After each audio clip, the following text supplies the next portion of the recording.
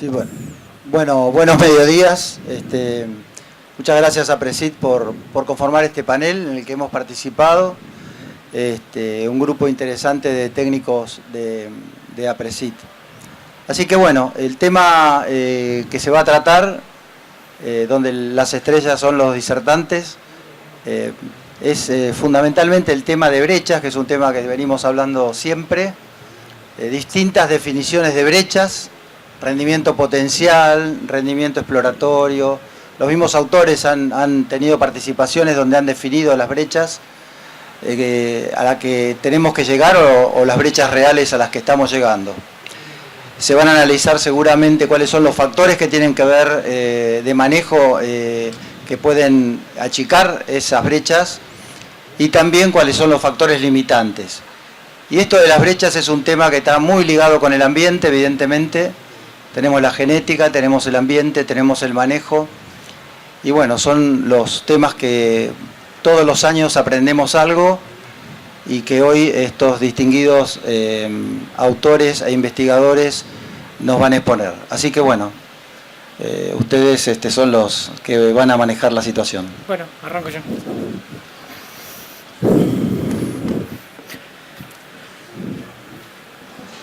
Bueno, buenos días a todos.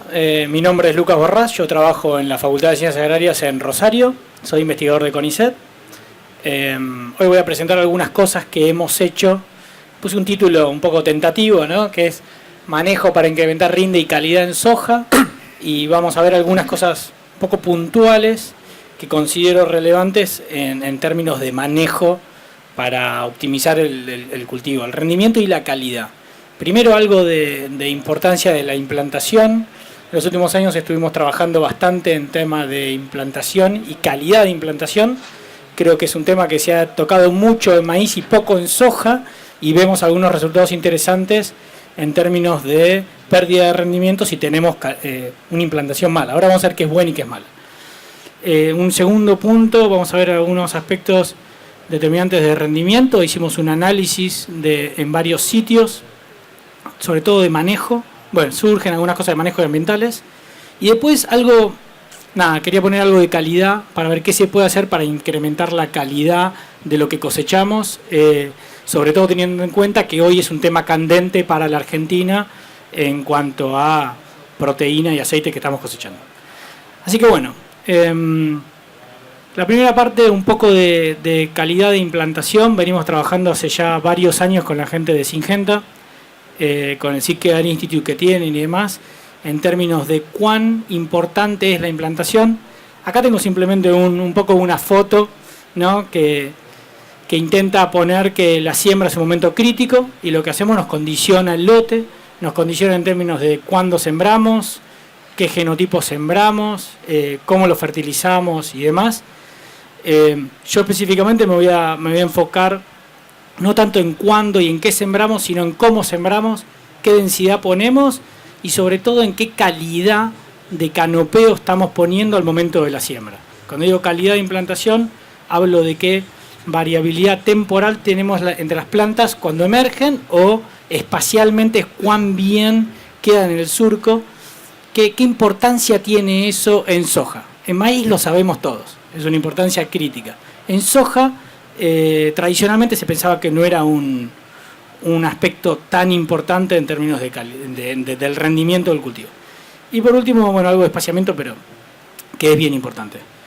Primero, este es un ejemplo bastante simple. Momento. No sé si para mostrar. Acá estamos. Este es un ejemplo bastante simple de un genotipo, que es el genotipo 3.1. Es un genotipo de Syngenta 3.1 y tenemos rendimiento en función de densidad. Y venimos trabajando mucho en densidad, y la pregunta es cuál es la densidad mínima que me maximiza el rendimiento.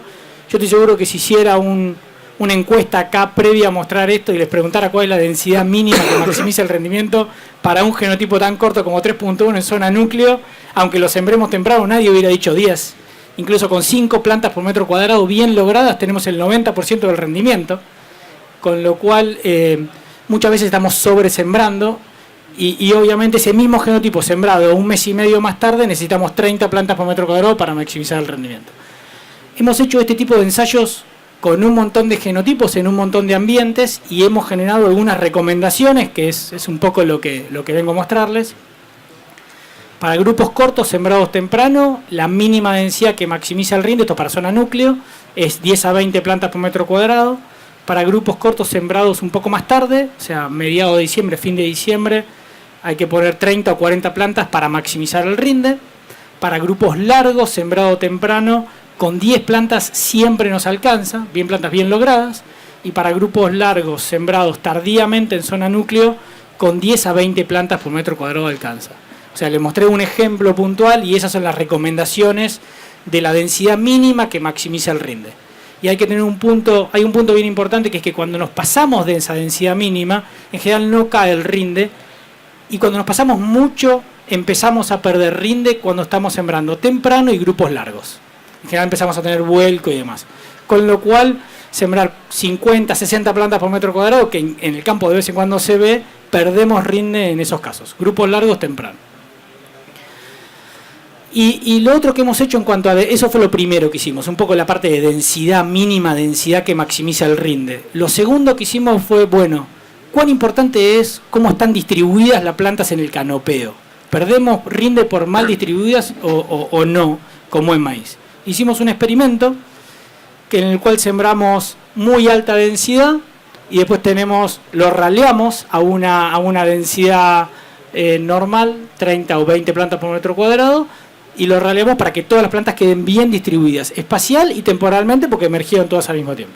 Y después arriba de eso le hicimos una espacial bien, porque todas emergieron al mismo tiempo, pero después lo raleamos y le hicimos algunas plantas, el 50% de las plantas, que aparezca una semana, 10 días más tarde. O sea que espacialmente bien, temporalmente mal.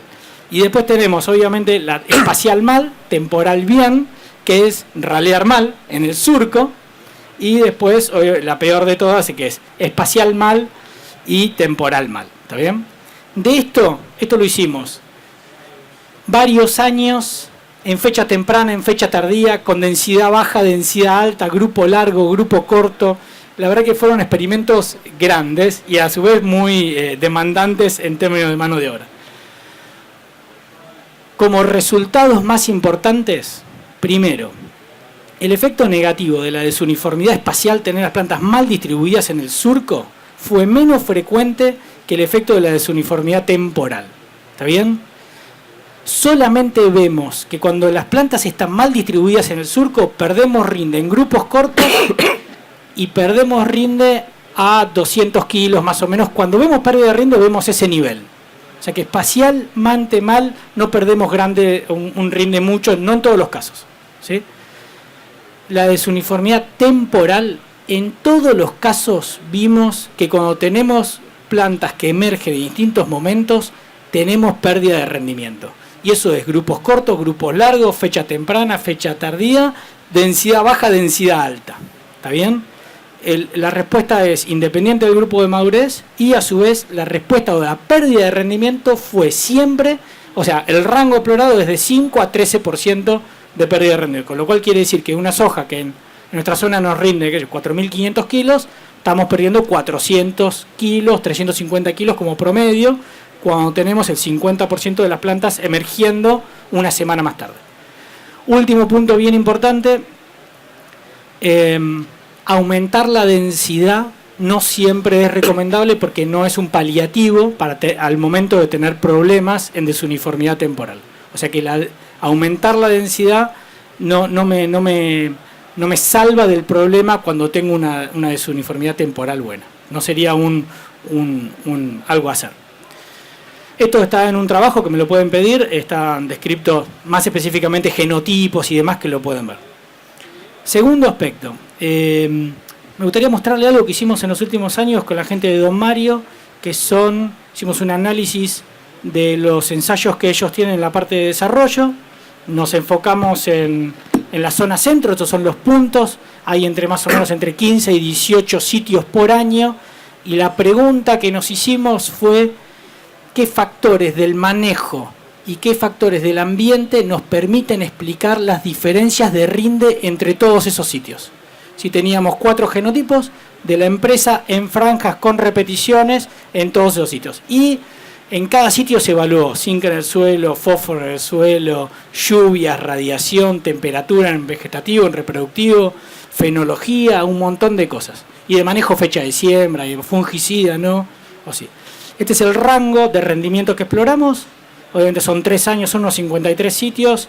Hay rendimiento de 2.000 kilos a 7.000 kilos. ¿Sí? Y vimos, básicamente, cuando miramos esa base de datos, hay 4 factores que me explican el 30% de la variabilidad total explorada en rendimiento. Primer factor, esto es, no me voy a meter en la parte estadística porque es complicado, de modelos mixtos y demás, pero primer factor que me explica la variabilidad de rendimiento es fecha de siembra. Retrasos en la zona de núcleo de la fecha de siembra reducen el rendimiento. ¿Está bien eso? Y hay una fecha un poco límite, surge del análisis de datos del 20 de octubre más o menos, a partir de la cual empiezo a tener pérdida de rendimiento. Segundo factor, lluvias durante las etapas reproductivas del cultivo. Esto es una cosa ambiental.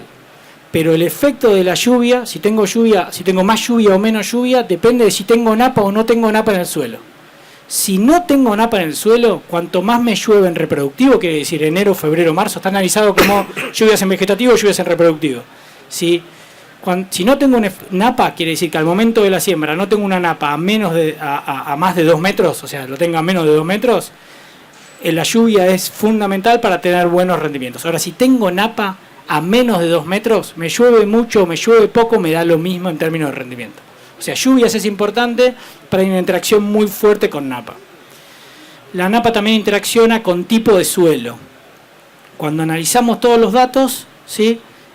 Nos da el efecto suelo, si tenemos un argiudol o si tenemos un apludol, y a su vez hay un efecto napa, una interacción con napa bien importante. Si en un argiudol tenemos napa, la napa nos sube 300 kilos de rendimiento. Pero si en un apludol tenemos napa, nos sube, sin y con, son 1.500 kilos de diferencia aproximado. ¿Está bien? En la zona núcleo en los últimos años. Y bueno, algunas de estas cosas corroboran lo que vemos a campo, ¿no? De la importancia de la napa en los últimos años y la importancia de la napa sobre todo en los años secos, que no me llueve en esas etapas. Y por último, esto lo hicimos con la empresa que le comentaba, con Don Mario. Se evaluaron 4 genotipos y el efecto genotipo surge como un tema importante, ¿sí? Acá, entre los 4 que se evaluaron, hay una diferencia de 400 kilos entre el más exitoso y el menos exitoso. En este caso, el 46R18 le lleva 400 kilos al 4612, que no es más que mejoramiento genético. Hay 6 años de mejora. 4612 que salió en 2012, 4618 salió en el 2018, 6 años de mejora que un poco pega con el estimado que tenemos de ganancia genética en la Argentina. Para soja es 44 kilos de grano por año, nada más por la genética, ¿sí? Con lo cual, supongamos 50 por 6 años son 300 kilos, estamos más o menos en ese orden, ¿está bien? A ver, ese dato de 45 kilos más o menos por hectárea por año, si lo lleváramos a maíz, es 150 kilos por hectárea por año de ganancia genética, ¿no? Simplemente cambiando genotipos. Así que bueno, esos eran los 4 puntos que les quería mostrar como determinantes, los que nos permiten diferenciar los sitios de alto rendimiento y bajo rendimiento. Y por último, quería mostrarles algunas cosas de calidad de grano cosechado, sobre todo teniendo en cuenta... les voy a mostrar un poco, pero teniendo en cuenta las necesidades de la industria. Este es un gráfico que tiene porcentaje de aceite y porcentaje de proteína y muestra una franja que es naranja o naranjita y dos partes que son un poco más verdecitas. La parte naranja es la parte óptima para la producción de harinas de alto valor proteico. No hay un valor de aceite, no hay un valor de proteína que me maximice la eficiencia de generación de aceite, de harina de alto valor proteico, con lo cual hay una franja, ¿sí? Y lo que nosotros hicimos es un proyecto que venimos con el CREA Sur de Santa Fe y con ACREA hace varios años muestreando lotes, y Seguramente varios de ustedes han escuchado que la Argentina tiene problemas en la calidad de los granos que está produciendo, que estamos por debajo de lo que requiere la industria para harinas o directamente la exportación de grano entero, que nos cuesta llegar al 33,5% de proteína de base húmeda. Esto está en base seca. Estos datos que les muestro ahora están en base seca. Estos son lotes que relevamos unos 2.000 lotes en la Argentina con la gente de CREA, y acá hay soja de primera arriba, soja de segunda abajo, y bueno, cada punto es un lote específico, y acá hay distintas campañas en la Argentina. Como rápidamente pueden ver, los puntos no caen dentro de la franja óptima para producción de harinas de alto valor proteico, con lo cual la industria tiene maneras de solucionar esto a un costo. ¿Está bien? O sea, a un costo de secado de la harina o a un costo de descascarado determinado. Pero empezamos a perder competitividad contra los competidores internacionales. ¿Se entiende eso? O sea que esa es un poco la calidad donde estamos. De estos lotes hicimos un análisis un poco de los factores determinantes de qué tienen los lotes que tienen alto porcentaje de proteína y qué tienen los lotes que tienen bajo porcentaje de proteína. Lo hicimos con árboles de regresión, es otro método de análisis. Y este es el análisis que sale de los lotes de soja de primera, ¿sí? Que no sé si llegan a ver arriba, acá como promedio hay algo de 36,6% de proteína de base seca, ¿sí? Como promedio de 1.294 lotes, que es soja de primera, dice ahí, perdón que está en inglés, cuando lo que hace es dividir los datos en función de lo que más divide, un poco así. El primer dividor es cultivar. Miren, estos genotipos, como promedio, estos genotipos me están dando 38%, como promedio estos genotipos me están dando 36%. Entonces el principal efecto divisor es genotipo, me quedan algunos genotipos con alto y otros con bajo.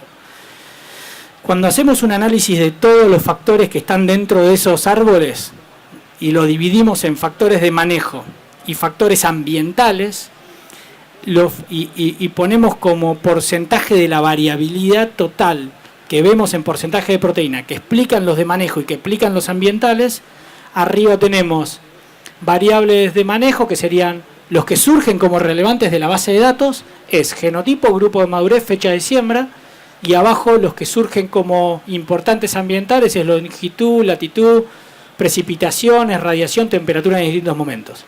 Pero lo que más me gustaría que se lleven ustedes es cuánto explica la parte de manejo y sobre todo la parte de genotipo del total. De lo que explican los árboles, el genotipo explica el 70% más o menos, y las variables de manejo explican 3 veces más las variables ambientales. Esto es para el set de lotes de soja de primera y soja de segunda, que es básicamente lo mismo. Así que bueno, esto es un poco lo que les quería mostrar. Esto también está en un trabajo que me lo pueden pedir, en el cual hay esto y un poquito más, algunos ensayos comparativos de rendimiento para calidad. Así que bueno, algunos comentarios generales que les quería dejar en cuanto a brechas y optimización de manejo y demás.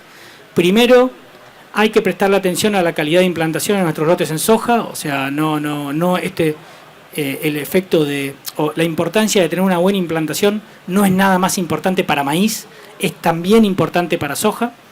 Y una mala distribución nos determina pérdidas de rendimiento. Si la distribución es espacialmente mal en el lote, no es tan grave como si tenemos plantas que emergen de manera diferencial. ¿Está bien eso?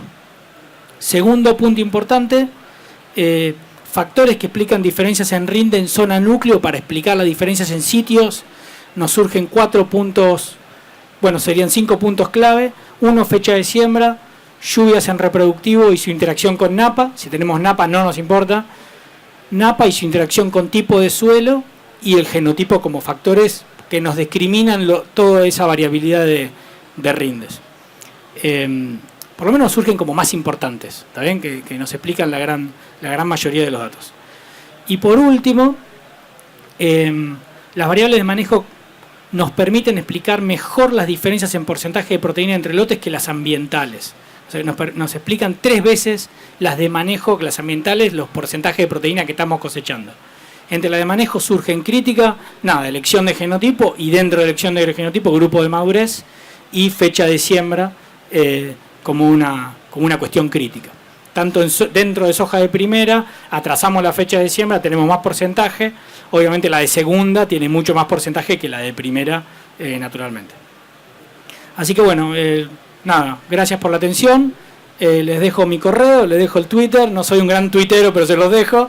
Pero sobre todo el correo, por si me quieren pedir la presentación, se las mando, no tengo problema, o los trabajos que mostré, lo que necesiten. Así que bueno, gracias por la atención.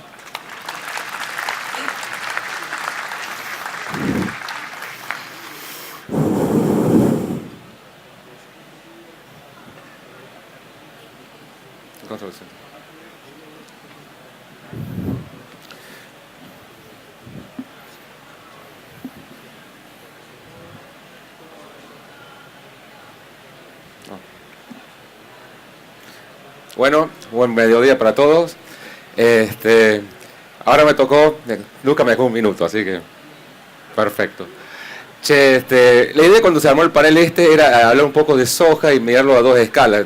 El Lucas bien presentó toda una escala de manejo del cultivo, cómo podemos potenciar.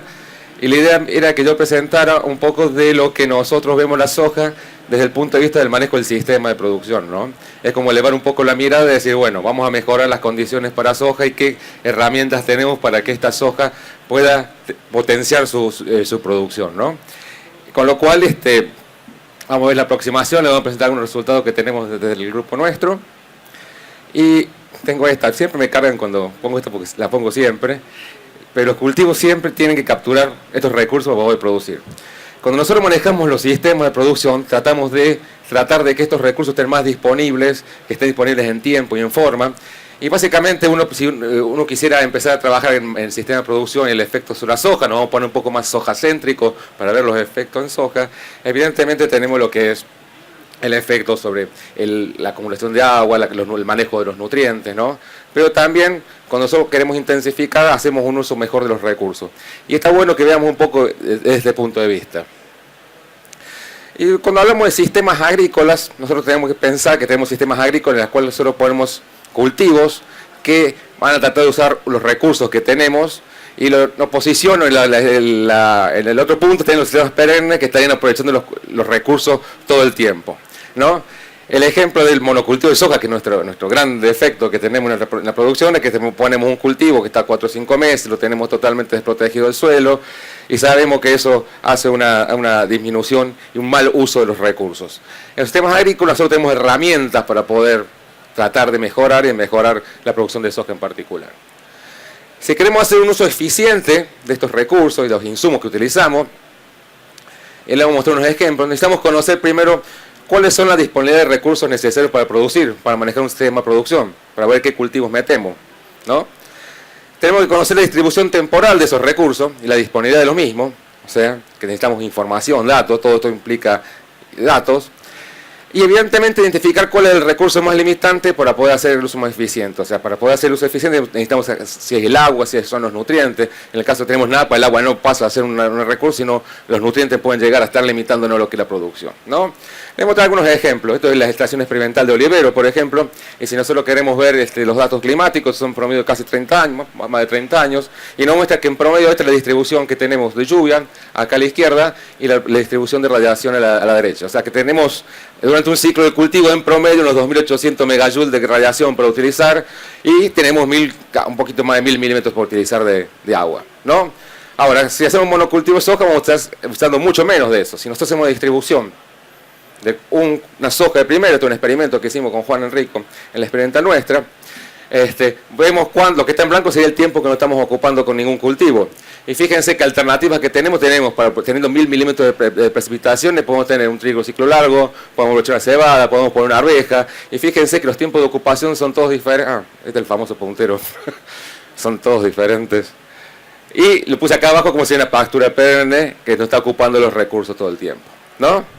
Y la otra que yo les contaba anteriormente era cómo están distribuidos esos recursos, ¿no? Y vemos que aproximadamente el 70%, si podemos decir, de la radiación, el 70% de la lluvia están en el periodo de verano. ¿Cómo hacemos para hacer un mejor uso de eso y meter la soja en el sistema? Estos son resultados de cómo capturamos radiación.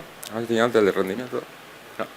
Radiación, fíjense, lo que nosotros hemos probado en este experimento era un cultivo de soja, soja arveja, horroroso, soja arveja, cebada arveja, dos tipos de trigo de diferentes zonas, y no, evidentemente cuando tenemos un monocultivo de soja es muchísimo menos la radiación que capturamos, es algo porque evidentemente no tenemos ningún cultivo que estamos teniendo.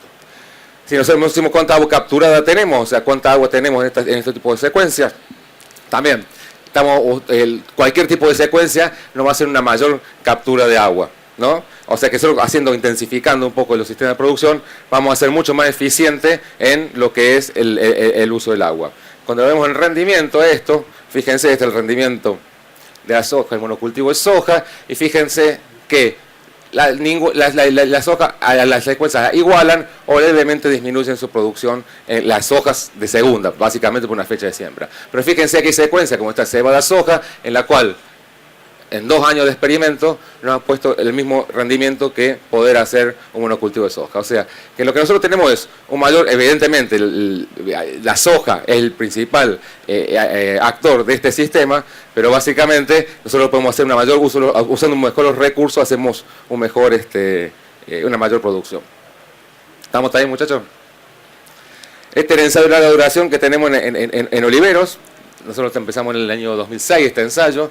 Los que están puestos acá en el eje, el X es el tiempo y el rendimiento. Y vemos que al principio, y comparando un monocultivo de soja con una rotación maíz, soja, trigo, soja, y lo que vemos básicamente que los primeros años por ahí no hay diferencia entre los dos, pero en la medida que avanzamos en el tiempo y se sostienen los efectos acumulativos, ese monocultivo de soja tiende a rendir menos. Fíjense que están los cambios que tenemos en estos suelos, son de aproximadamente un 10-12% de incremento por tener una soja de primera sobre una rotación en comparación al monocultivo. Entonces vamos viendo cómo diferentes decisiones que nosotros tenemos en la secuencia vamos a estar afectando la productividad del cultivo de soja, ¿no? Y todas las decisiones de manejo que contó Lucas anteriormente tienen que ser potenciadas dentro de un sistema en el cual lo tengamos. Nosotros habíamos participado en un proyecto en conjunto para buscar brechas de rendimiento en soja, por ejemplo, y cuando veíamos cuáles eran los lotes que tenían la mayores producción o aquellos que podemos tener esos 5.000, 6.000 kilos de soja, no era el lote que se manejaba en monocultivo, eran lotes que venían con una historia de rotaciones y un manejo de la fertilización que permitía que se expresaran los mayores rendimientos. Entonces, nosotros indirectamente, a través del manejo del sistema, vamos a estar potenciando la producción de soja. ¿Ah?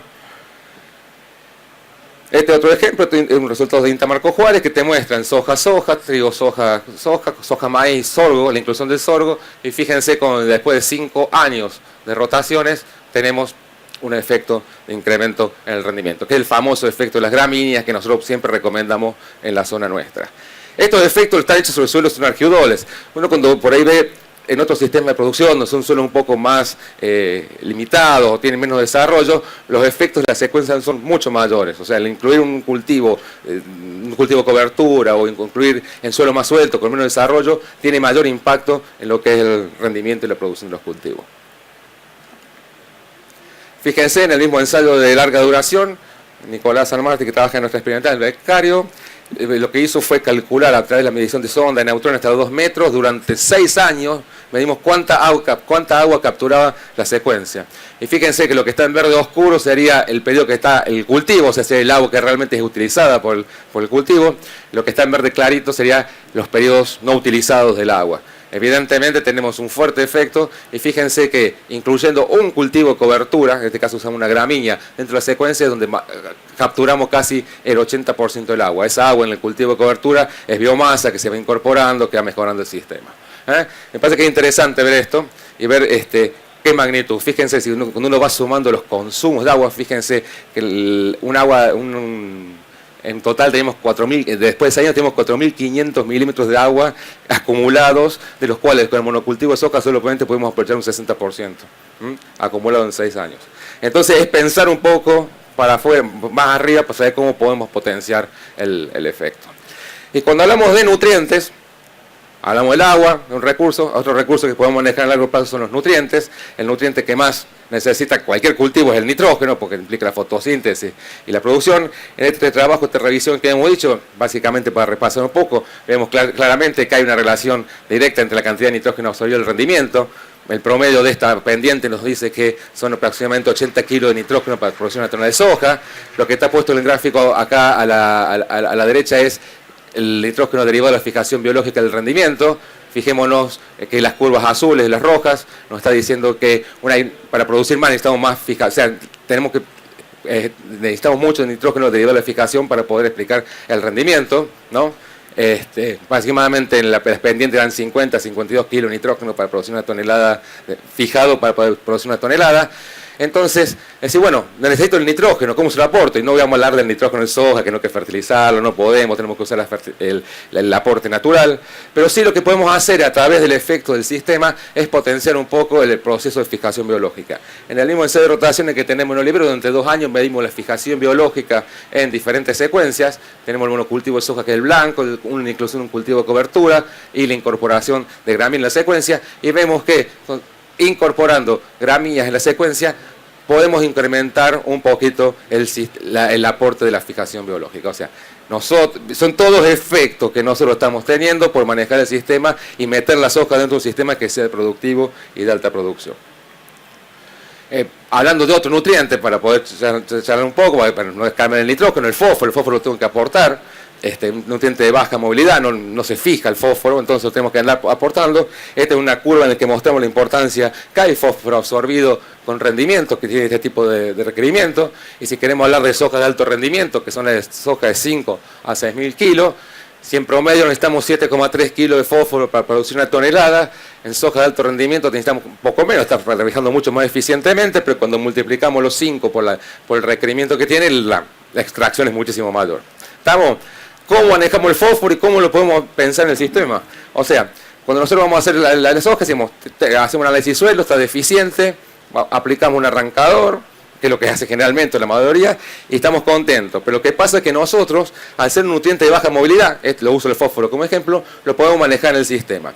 Este es un ensayo, son 3 años de ensayo de efectos acumulados, empezamos en el 2010-11, usamos una dosis de arrancador solamente, aplicamos dosis de reposición, o sea, aplicamos un poquito más allá de lo que requiere el cultivo. Si lo quieren en kilos de fertilizante, aplicamos 50 kilos de un fosfato monoamónico para lo que es el arrancador, y nos íbamos a 100, 120 kilos para lo que era el efecto el efecto residual, el efecto de la reposición.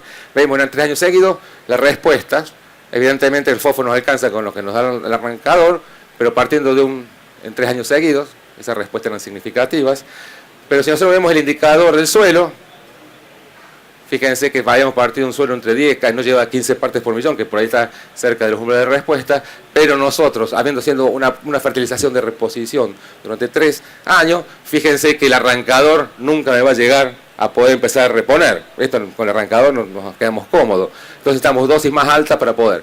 Entonces, ¿cómo encaja lo del fósforo en el sistema? Nosotros tenemos que pensar qué sistema estamos haciendo, trabajar sobre los umbrales, sobre los cultivos, para poder que ningún cultivo no esté limitado por fósforo, y pensar en que nosotros a nutrientes de baja movilidad los podemos estar manejando para poder dejar efectos residuales. ¿Estamos? Fíjense también, para ejemplificar lo mismo, este es un trabajo en Interrafael, se realizó hace unos años, en los cuales se aplicaban en 2 ciclos de rotación, trigo, maíz, soja. Se aplicaba en exceso 2 dosis, 20 kilos hasta 40 kilos de fósforo anuales, y fíjense que si nosotros partimos de un suelo mucho más deficiente que el que mostraba yo ahora, para poder mejorar la fertilidad del fósforo, aplicando en las secuencias, podemos llegar a incrementar los niveles de fósforo y mejorar la fertilidad. Entonces, mejoramos todo un análisis integral esto. Y les mostré por último un experimento que hicimos en Olivero, que lo hicimos con lo que era el IPNI, que no está más, con Kansas State University, en el cual era un ensayo que evaluábamos rotaciones maíz-soja, y la idea del ensayo, era una idea del ensayo de meter sistema, era agarrar a la soja y al maíz, meter evaluar, hacer un cultivo con todo lo que conocemos nosotros, que ya sabemos que puede producir alto.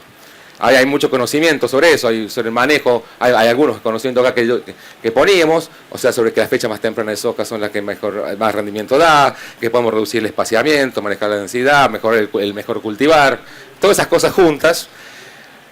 Y cómo interactúan con el manejo de la fertilización. Nosotros también sabemos el manejo de la fertilización en base a la suficiencia o no fertilizar, como hacen muchos productores en lo que es la soja, comparado con un manejo de reposición.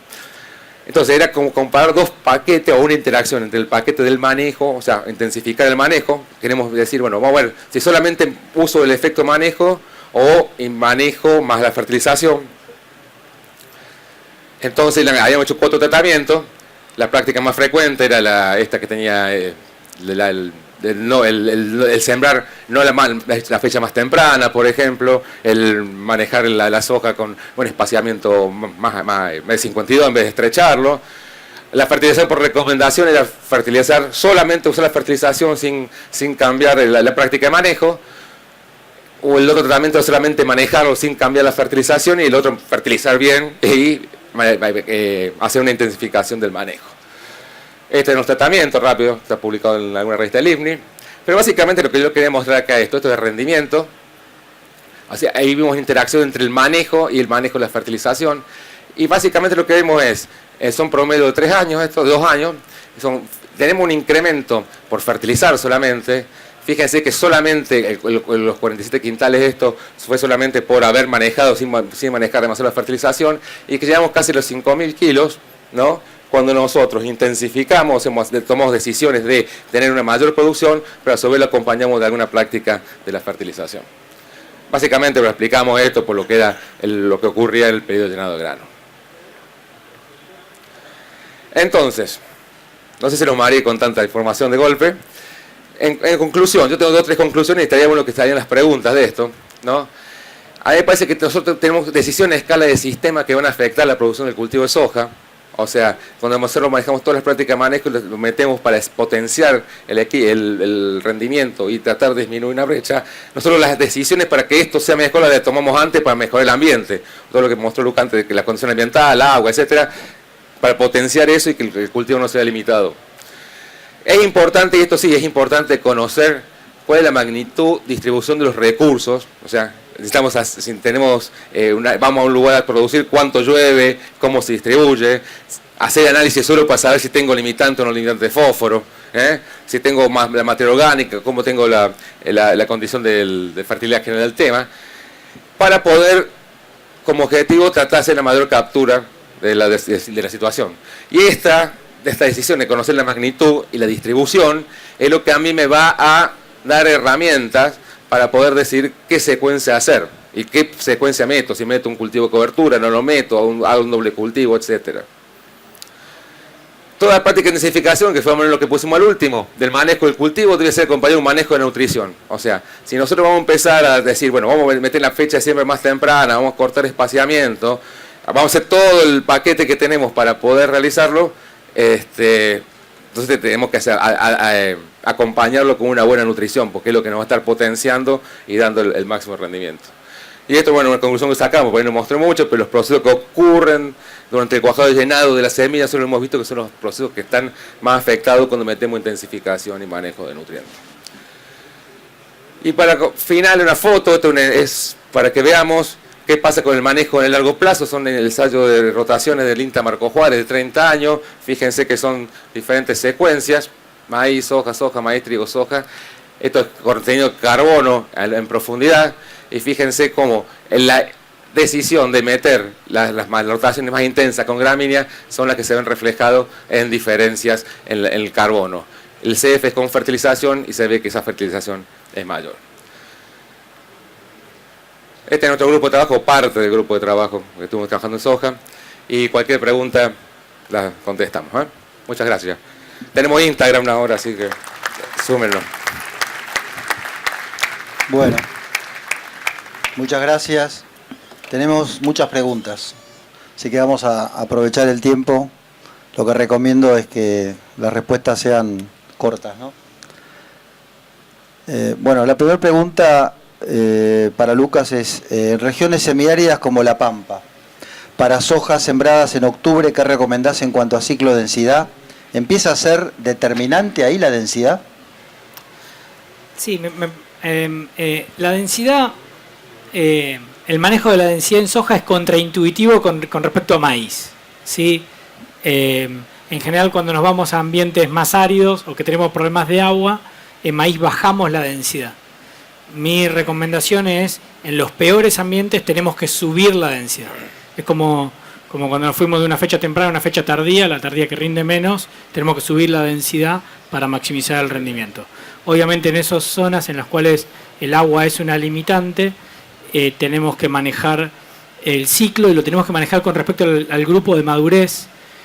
Mi recomendación es en esos ambientes no sembrar temprano, sino intentar sembrar un poco más tarde para que parte del periodo crítico me agarre en febrero, que es cuando empiezo a tener de vuelta agua, ¿no? O por lo menos tengo un balance hídrico un poquito mejor. Entonces es como si fuera un maíz tardío, básicamente, no sembrar temprano para que me agarre todo el periodo crítico en pleno enero, sino retrasar un poco la fecha de siembra para entrar en una parte en febrero. Bueno, Fernando, ¿tenés un cálculo del consumo para un cultivo de servicio, cultivo de cobertura? ¿Consumo de nutrientes o de agua? De agua. De agua. Vamos a hacer así, un cultivo, un trigo, no tengo el número, tengo una idea de cuánto puede ser. Un trigo que llega a cosecha tiene unos 500 milímetros. Si uno está cortando el cultivo un poco antes, está en unos 300 milímetros, va a depender de la producción de biomasa, básicamente, que va a depender de la evapotranspiración. Bueno, el manejo del cultivo de cobertura es una discusión cuando cortás para saber que va a depender de la zona, para saber que depende de la probabilidad de lluvia que tengas, ¿no? Bueno. Lucas, hay una pregunta, ¿por qué los ensayos los empezás a sembrar en octubre y no en septiembre? Bueno, es buena la pregunta, porque en base a los datos de fecha de siembra y la importancia de la fecha de siembra tendríamos que estar empezando a sembrar lo antes posible. El último año arrancamos un ensayo de fecha de siembra, un poco para ver porcentaje de fijación biológica con fechas de siembra, porque la fijación biológica o la nodulación inicial depende de los nitratos en el suelo, con lo cual cuando atrasás la fecha de siembra empezás a tener más nitratos en el suelo, entonces nos preguntamos qué pasaba con fecha de siembra. El año pasado arrancamos en agosto, fin de agosto a sembrar para ver fijación y a su vez para ver establecimiento de cultivo. El mejor rendimiento fue la fecha de fin de septiembre, pero la de agosto se meló porque tuvimos una helada a principios de octubre. La de fin de septiembre zafó porque estaba bajo el suelo, pero ese fue el mejor rendimiento que tuvimos el año pasado, a pesar de la heladita esa que tuvimos a principios de octubre. Otra vez para vos, Lucas. Me río un poco por una pregunta muy antigua, pero que hoy con las tecnologías que tenemos podemos probablemente responderla mejor. Si tenés experiencia o crees que se puede mejorar la producción de soja empleando más de un cultivar en el mismo lote. Hay una discusión sobre los blend y los no blend, ¿no? Si mezclar el genotipo o no mezclar el genotipo. En el libro tradicional ese de Soybean, el verde, hay una parte del blend y la importancia del blend. Lo que ellos dicen en ese libro es que el blend termina rindiendo más, pero es muy difícil conseguir la combinación exacta. Y eso es más difícil que sacar un genotipo mejor en cuanto a rendimiento. Mi impresión es que dado que ahora entendemos que la variabilidad planta a planta en soja impacta en el rendimiento y hay que minimizarla, mi consejo es tener las plantas lo más homogéneas posible, y con eso quiero decir tener un genotipo que emerja y que sea homogéneo. Debería de rendir más que un blend. No es lo que dicen los libros tradicionales, por eso lo digo, pero es lo que yo interpreto hoy. Para Fernando, en un lugar determinado de toda la producción sojera argentina, del área sojera, ¿cuáles factores tenemos que tener en cuenta para tener una definición del rendimiento al que tenemos que llegar? Hablando del rendimiento que tenemos que llegar, o sea, la región sojera nuestra, hablamos del secano, ¿no? Entonces nos paramos en cualquier lado y lo primero que tenemos que ver es cuánta lluvia tenemos. O sea, si me paro en La Pampa o me paro en el oeste de Buenos Aires, no es lo mismo que me pare acá. Y la distribución que tenemos. Y si tengo napa o no tengo napa. En el caso que tenga las napas, por ejemplo, yo creo que lo que me va a definir mi ambiente va a ser la radiación que tenga y puedo estar jugando con la fecha de siembra bien temprana, no tengo la disponibilidad de agua para los periodos críticos. Está visto que esto estéreo de correr la fecha de siembra bien temprano es para tenerlo con la máxima radiación en enero. Pero en un lugar donde tenemos una disponibilidad de agua o una evapotranspiración muy fuerte y no tenemos la recarga de napa, es probable que ahí me tenga que estar jugando a las fechas de correr la fecha de siembra, los grupos, la fecha de siembra por grupo, hacia fines de enero, en el caso de la zona central, para que capturar que en el periodo crítico no me esté limitando el agua. Lo creo. Bueno, para vos, Lucas, teniendo en cuenta que separaste dos niveles o dos grupos de materiales genéticos en cuanto a la calidad, ¿qué factores ambientales, teniendo en cuenta eso, ¿no? O sea que tenemos los altos y los bajos, por llamarlo de alguna manera, ¿qué factores ambientales como temperatura y precipitación son moduladores del resultado a campo de esa calidad? No, temperatura y radiación son importantes, pero el efecto genotipo termina siendo más importante que el efecto temperatura y radiación. No vamos a decir que el ambiente no es importante, porque el mismo genotipo sembrado en el norte en general tiende a darnos más porcentaje de proteína que más al sur, y eso es más temperatura y más radiación. Pero pero el efecto genotipo termina siendo mucho más importante. No sé qué más decir sobre eso. Temperatura específica, eso no. Perfecto. Fernando, el tema de la calidad. ¿Qué opinás de las fertilizaciones tardías? Con nitrógeno. Para el tema de calidad, la fertilización hay poco publicado, ¿no? Generalmente uno podría pensar, estamos pensando aplicar nitrógeno para mejorar la calidad de soja, ¿no? Y meterle un poco de nitrógeno a nivel foliar. Los resultados que yo he visto son todos muy dispersos, no hay una tendencia, pero si la soja tiene más disponibilidad de nitrógeno, de cualquier forma, va a tener un poco más de proteína. Nosotros lo hemos probado en la facultad en los últimos años. Hemos fertilizado 80 kilos. 80 kilos, que 80 kilos de foliar es mucho porque de folia, entonces lo dividimos en 4 dosis. De R3 a R55, 20, 20, 20, 20, foliar o en el suelo, y no termina impactando en la calidad cosechada. Tiene que ver con la cantidad de nitrógeno que tenga el cultivo en general en el sistema. Y lo que pasa muchas veces es que cuando el cultivo tiene mucho nitrógeno también produce mucho, tiene más rendimiento. Y al final terminamos diluyendo la proteína. Sí, y a su vez ese valor, esa fertilización tardía, sea foliar o de suelo, sí, nos disminuye la fijación biológica de la última parte, con lo cual compensa, y nosotros no vimos efecto, porque no se suma, termina disminuyendo la fijación. No hay que fertilizar. Muy bueno. Con sobre el tema de calidad también, en la región donde ustedes hicieron toda esta investigación, para esta próxima campaña, un productor quiere producir, teniendo en cuenta todo lo que mostraste, mejor calidad de soja en cuanto a proteína. ¿Cuál es el desafío entre el rendimiento y la producción? Sí. Hay un desafío ahí muy relevante porque hay un trade-off grande. En general, en un ensayo comparativo de rendimiento, los genotipos que más rinden son los que en general tienden a diluir un poquito más el porcentaje de proteína. Entre sitios vemos algunos sitios con alto rendimiento y alto porcentaje de proteína, pero lo que yo haría si tuviera un contrato que me pagan más porcentaje de proteína, lo que haría es trigo soja. La soja de segunda tiene mucho más porcentaje de proteína y no estaría comprometiendo el rendimiento poniendo un doble cultivo o algo por el estilo. O sea, haría trigo soja. Incluso en la Argentina, si vamos a la evolución de tener más trigo, que es posiblemente lo que tengamos, eso va a aumentarnos como porcentaje de proteína a nivel nacional, simplemente por tener más trigo. Fernando, ¿cómo ves la situación respecto al potasio en soja? Comparando con otros países que vos conocés bien, que lo utilizan como una mochila para encarar la superficie de soja que siembran. El potasio, de todos los cultivos que tenemos, la soja es uno que requiere más potasio. Eso es una parte. La otra parte es qué está pasando con la disponibilidad de potasio en los suelos nuestros. Hubo un relevamiento que se publicó hace poquito acerca de cómo han caído los niveles de potasio en el suelo, lo cual es como una alerta, pero no está diciendo todavía que estamos en niveles de deficiencia extrema, ¿no? Yo creo que la recomendación para eso, porque vemos que ha caído, porque no, evidentemente durante 60, 70 años de agricultura no se aplicó nunca potasio, Me parece que lo que tenemos que hacer es empezar a los análisis de suelo, empezar a pedir y ver qué tipo de análisis, qué cantidad tenemos. Y hacer un relevamiento cada 2 o 3 años, así como hacemos con el fósforo, pero no con el objetivo de tenemos que ir rápido ir a comprar potasio, sino para ver cómo vamos yendo en cada lote.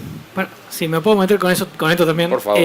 Con lo que hicimos con Don Mario, con todos los sitios, el potasio surge como algo menor, pero surge estadísticamente, no de las 4 cosas principales, pero surge.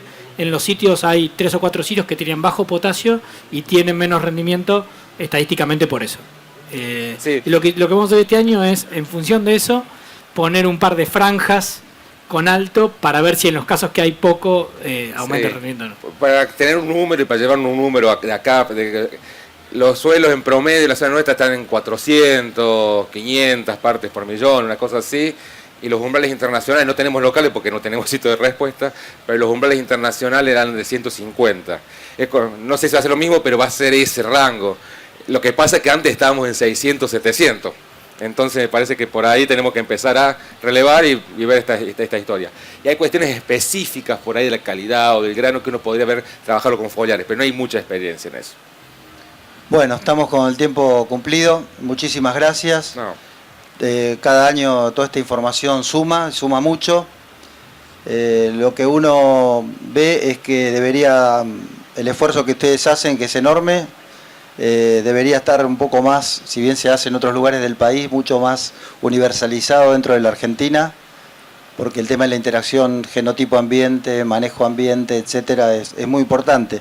Tenemos mucha información en la zona central, pero tenemos regiones de la producción que sería muy interesante que se invirtiera en investigación de la manera que ustedes lo hacen, que sabemos que no es fácil, de una manera más equitativa, digamos, para tener más información en el principal producto que tenemos en Argentina, que es la soja, que bueno, a eso nos convoca este panel. Muchas gracias y bueno, muchas gracias a todos. Bueno, gracias por venir. Sí,